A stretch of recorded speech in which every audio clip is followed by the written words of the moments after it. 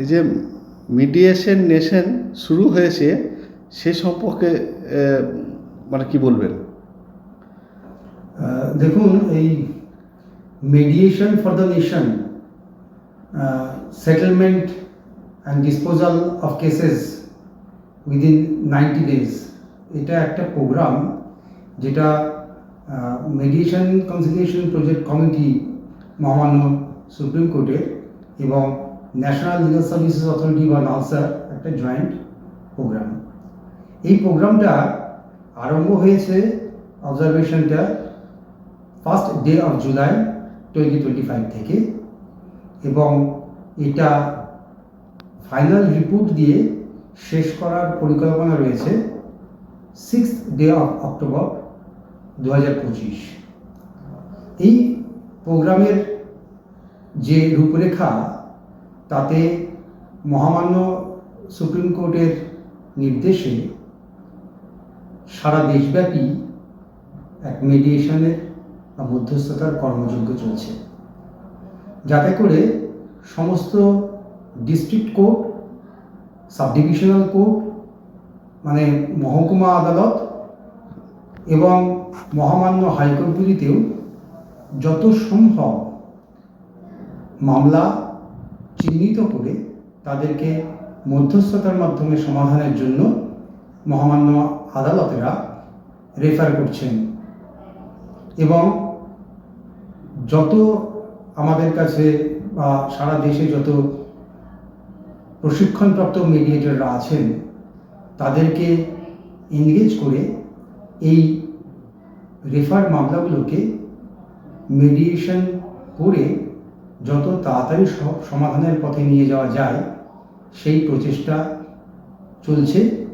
এখনও আজকের দিনেও এই প্রচেষ্টা অব্যাহত।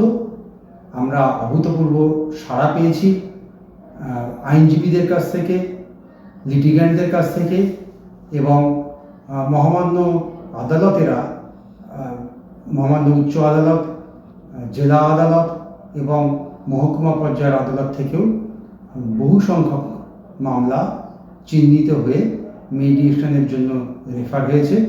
শুধু আমাদের রাজ্যে নয়, সারা ভারতবর্ষেই একই সাথে এই কর্মযজ্ঞ পালিত হচ্ছে। রাজ্যের কতগুলি আপনার সেন্টার রয়েছে যেখানে মিডিয়েশন বসে? দেখুন, আমাদের পশ্চিমবঙ্গে এবং আন্দামান নিকোবর নিয়ে সব মিলিয়ে প্রায় 72টি মহকুমা কোর্ট রয়েছে, সদর মহকুমাগুলোকে ধরে। এই 72টি মহকুমা বা সদর মহকুমা কোর্টের প্রত্যেকটিতেই মধ্যস্থতার কেন্দ্র রয়েছে বা অল্টারনেটিভ ডিসপিউট রেজলিউশন সেন্টার রয়েছে। এই জায়গাগুলোকে পরিপূর্ণভাবে ইউটিলাইজ করা হচ্ছে, করে মিডিয়েশন এই কর্মযজ্ঞ চলছে। আর মহামান্য কলকাতা হাইকোর্টের নিজস্ব যে মিডিয়েশন সেন্টার রয়েছে 5 council house street, ground floor, Kolkata 1-এ, সেখানেও এই কর্মযজ্ঞ গত 1 জুলাই থেকে চলছে। গত 1 জুলাই থেকে চলছে মানে কথা ভাবার কোনো কারণ নেই যে এই কর্মযজ্ঞ 1 জুলাই থেকে আরম্ভ হলো। মিডিয়েশন একটা চলমান প্রসিডিওর। কলকাতা হাইকোর্টে মিডিয়েশন চলছে গত 2006 সাল থেকে। মিডিয়েশন চলবেও, কিন্তু যেহেতু মহামান্য সুপ্রিম কোর্ট এবং ন্যাশনাল লিগাল সার্ভিসেস অথরিটি একটি স্পেশাল প্রোগ্রাম আমাদেরকে দিয়েছেন, তো আমরা সেজন্য আরও বেশি করে এই মিডিয়েশনগুলোকে এই সময় পরিধির মধ্যে করার চেষ্টা করছি। তবে একথা মনে রাখতে হবে যে 90 দিন পরিসরে এই ক্যাম্পেইন চলছে বলেই 90 দিনের মাথায় এই সমস্ত কর্মযজ্ঞ শেষ হয়ে যাবে তা নয়।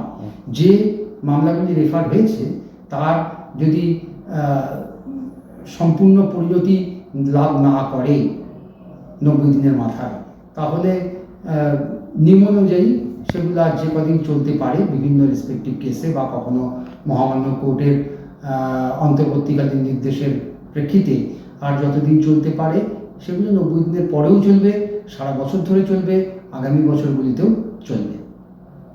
মানে মিডিয়েশনে আমরা কতগুলি মামলা নিম্ন আদালত ও কলকাতা হাইকোর্টে পাঠানো হয়েছে মিডিয়েশন সেন্টারে? Mediation for the nation campaign যেটা চলছে হুম 1 জুলাই থেকে, এই ক্যাম্পেইন অনুযায়ী আমাদের মহামান্য কলকাতা হাইকোর্টে গত 1 জুলাই থেকে এখন পর্যন্ত প্রায় 179টা মামলা রেফার হয়েছে। এই 179টা মামলা যারা রেফার হয়েছে এর মধ্যে কিন্তু আমরা প্রিলিটিগেশন মিডিয়েশনগুলোকে ধরছি না, যেগুলো মানে আদালতে আসার আগেই বাদী বিবাদী পক্ষ ফাইল করতে পারেন, সেগুলো বাদেই 179টা মামলা মহামান্য আদালত থেকে রেফার হয়েছে। তার সিংহভাগই এখনও পেন্ডিং, প্রায় 145টা মামলা এখনও পেন্ডিং, 145টা মামলা এখনও পেন্ডিং। 7টার বেশি মামলা সেটেল হয়েছে, পরিসমাপ্তি পেয়েছে, আর 21টা মামলা এখনো পর্যন্ত ফেলিওর হয়েছে। তবে যে সমস্ত মামলাগুলি পেন্ডিং রয়েছে তাদের যা গতি প্রকৃতি তা দেখে আমরা আশাবাদী যে এর সিংহভাগই হয়তো মীমাংসার দিকে পরিণতি নেবে। আর সারা পশ্চিমবঙ্গের নিরিখে, কলকাতা হাইকোর্ট বাদে সারা পশ্চিমবঙ্গের নিরিখে এখনো পর্যন্ত 22,000 1 জুলাই থেকে 22,057টি কেস রেফার হয়েছে মিডিয়েশনের জন্য, মিডিয়েশন ফর দ্য নেশন ক্যাম্পেইনের মধ্যে। এর পরিসংখ্যান পরিসমাপ্তি কি কি হলো তা আমরা এই ক্যাম্পেইনের শেষে অক্টোবরের প্রথম সপ্তাহে বলতে পারব। আপনার নাম ও পরিচয়? আমার নাম ডক্টর শুভাশিস মুহুরী। আমি মহামান্য কলকাতা হাইকোর্টের অরিজিনাল সাইড আদিম বিভাগের রেজিস্ট্রার ইন ইনসলভেন্সি এই পদে রয়েছি, এবং তার সাথে সাথে আমি এই মহামান্য কলকাতা হাইকোর্টের যে মধ্যস্থতা কেন্দ্র মিডিয়েশন সেন্টার, সেই মিডিয়েশন সেন্টারের অফিসার ইনচার্জ ও ভারপ্রাপ্ত আধিকারিক রূপেও আমার কার্য নির্বহন করি। ধন্যবাদ। ধন্যবাদ, নমস্কার।